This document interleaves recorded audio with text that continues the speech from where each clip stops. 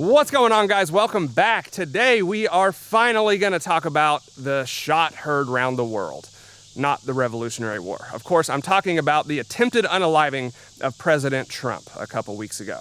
Everybody else is making these videos, so I figured we would go ahead and hop on the bandwagon.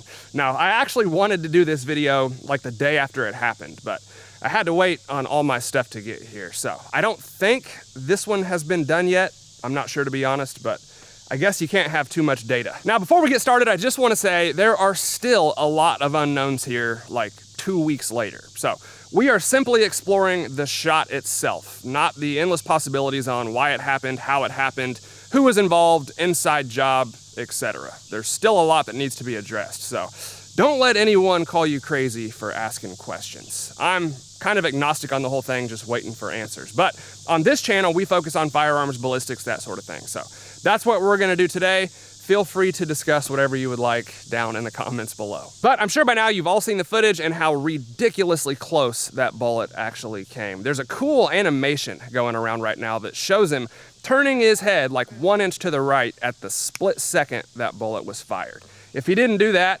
it probably would have been pretty bad. So today we're gonna see what would have happened if he didn't turn his head. I've tested 5.56 quite a bit, but never at 130 yards. So we'll see what happens. And of course, for this test, we are gonna use a ballistic dummy lab head. He's got the hat, the hair, everything on point. Now, before we do the main test, I also wanna test the ear shot itself, because there are a lot of theories going around about the damage that ear sustained. I actually haven't even seen the ear, but even with the bandage on, we can tell it didn't look too bad. So people are saying that it was not consistent with the 5.56, his ear should have been gone. I kind of disagree with that. I think that the cartilage in your ear is so thin, a bullet could probably just pierce right through it and not do a lot of damage. I've also never shot someone in the ear. And I'm sure you all probably saw Brandon's video. He did beat me to it. I think he shot the ear pretty close up. We're gonna actually try to do this at 130 yards. Keyword try. I don't know if we'll succeed. All right, we're almost to 130 yards. We've got our rifle on the tripod here. And all right, that's kind of crazy that he got that close to a president with a rifle on a rooftop.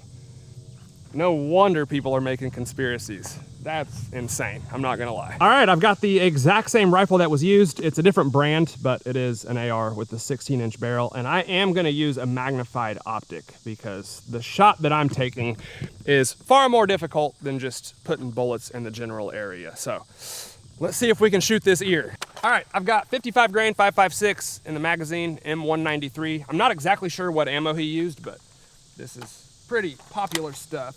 So I did zero the scope for this exact distance because I've got like a 1-inch area where I have to put this bullet. So we'll see if I can do it.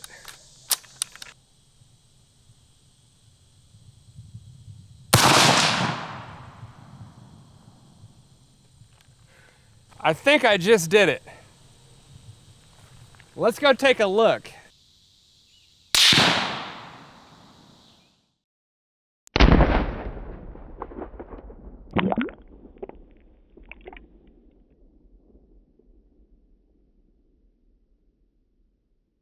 All right, let's see if we actually hit it.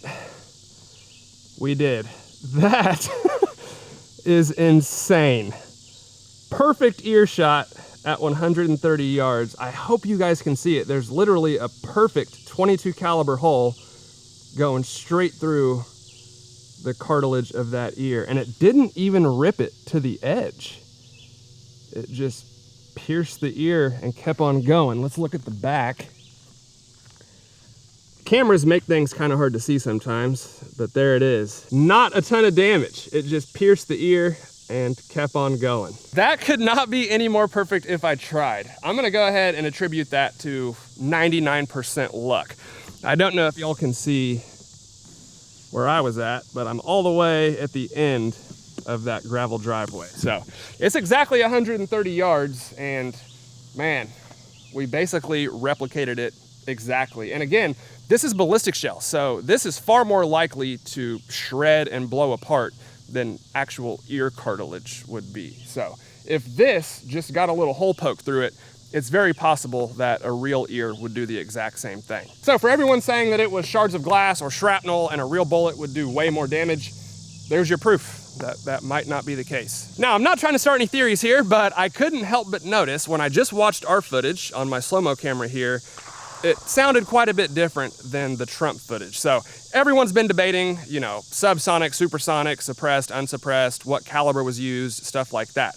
I don't know, but what I do know is when I watched the Trump footage, I clearly heard supersonic bullets followed by the sound of the gunshot. It's like a pew, bang, pew, bang, with a little, you know, quarter or half-second gap in between the two sounds. And that is what rifles sound like because the bullet is going faster than the speed of sound. So the longer the gap in between the pew and the bang, the further away those shots are coming from. And initially, a lot of people thought it was suppressed gunfire, but what you're actually hearing is just the bullet whizzing by the microphone. Well, we have a pretty nice shotgun mic on our slow-mo camera here. It is directional, so it rejects all other noise from the sides, focuses on what's in front of it. It's probably 5 feet away from the head, and I'm 130 yards to the side. Just like the Trump situation, and when you watch the footage, you'll notice you don't hear that delay. It could just be his microphone was different and it was compressing the sound of the gunshots. There was a lot going on, or it could mean that those shots actually came from much further out. I don't know. Either way, it's interesting. Well, this is kind of embarrassing. I thought we blew the lid off of a giant conspiracy when I was filming this video, but now that I'm editing and I can listen to the audio properly, unfortunately, I think I was wrong. The gap between the bullet and the gunshot are actually not quite as different as I thought they were. It honestly sounds very similar to the Trump footage now that I'm listening to it, so. Damn it, I thought we had one, boys. So if we play the Trump footage. Take a look at what happened. You can hear that little quarter or half-second gap in between the snap and the bang. The first noise is the bullet whizzing by, the second noise is the gunshot finally making it to the microphone. The further you are away, the longer that gap is gonna be. Now if we listen to our footage, same distance, 130 yards.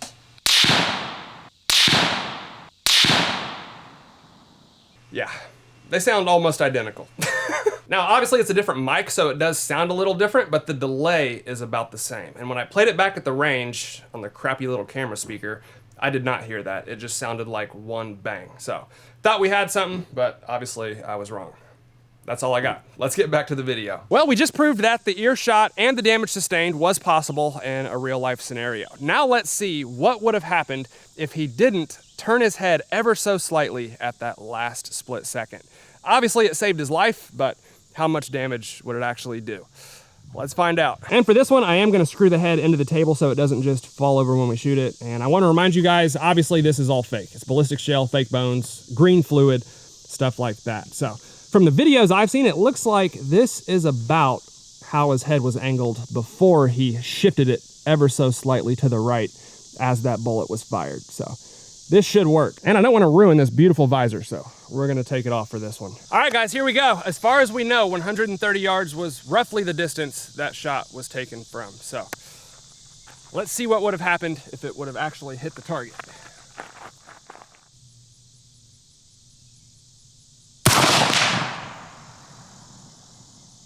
Looks like we hit it. Let's go check it out.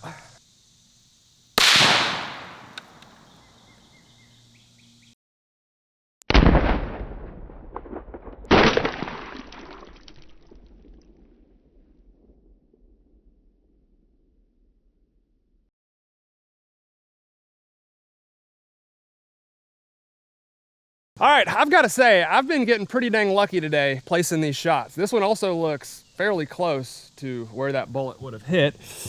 You can see the entrance hole right there, just behind the temple. So it's a little bit in front of the ear. I think the trajectory on that animation was more like back here, but either way, very similar, within an inch. If we go around to the back, oh,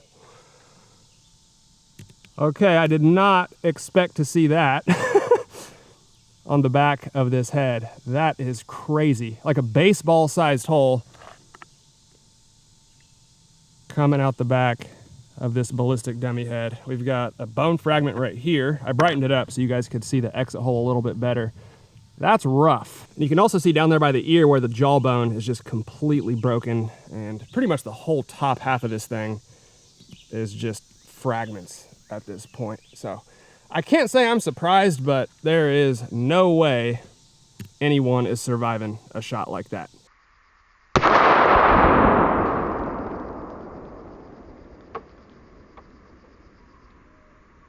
All right, guys, there you have it. That's what would have happened if the shooter didn't miss and if Trump didn't turn his head at that last split second. I think we can all agree, no matter what your politics are, it's a good thing he did, because that would not have been a good result. Let me know what you think down in the comments below, and let me know what you think of the ear shot as well. I thought that one was equally as interesting. I did not expect a ballistics gel ear to stay intact like that when it got hit by a 5.56, but it did. The bullet just pierced right through it, and we got a little 22 caliber hole going straight through the cartilage of that ear. So hope y'all enjoyed it. If you did, please hit the like button for me, guys. I'd really appreciate it. Thank you all for watching, and I'll see you next time.